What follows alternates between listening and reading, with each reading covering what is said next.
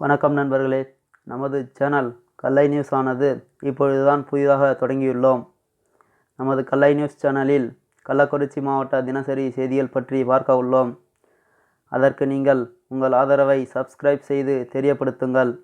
வாங்க 19 அக்டோபர் 2020 இன்றைய காலை செய்திகளை பார்க்கலாம்.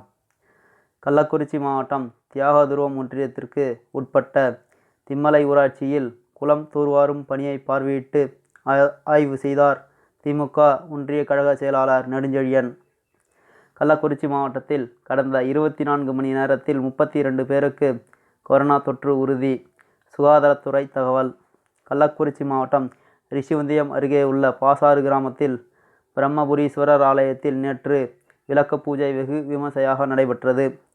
கள்ளக்குறிச்சி மாவட்டம் கள்ளக்குறிச்சியில் மாற்றுக் கட்சியிலிருந்து விலகிய பலர் தங்களை பாஜகவில் இணைத்து கொண்டனர்.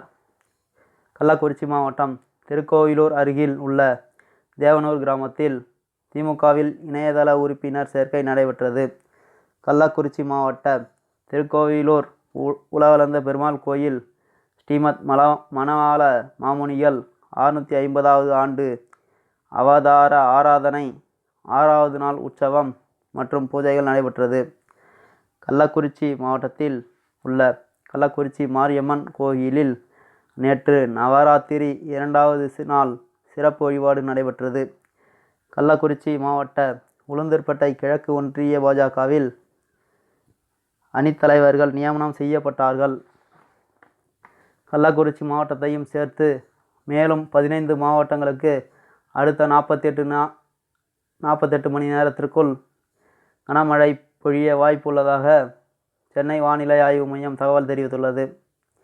கள்ளக்குறிச்சி மாவட்டம் திருக்கோவிலூர் மேற்கு ஒன்றிய திமுக செயலாளரான ஏகாம்பரம் கடந்த சில தினங்களுக்கு முன்பு உடல்நலக்குறைவால் உயிரிழந்தார்.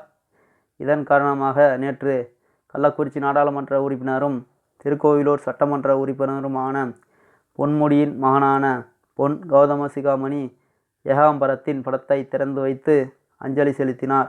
உடன் திமுக நிர்வாகிகள் இருந்தனர்.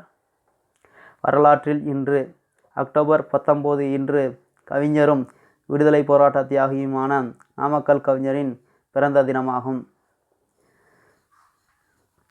நன்றி ஃப்ரெண்ட்ஸ்.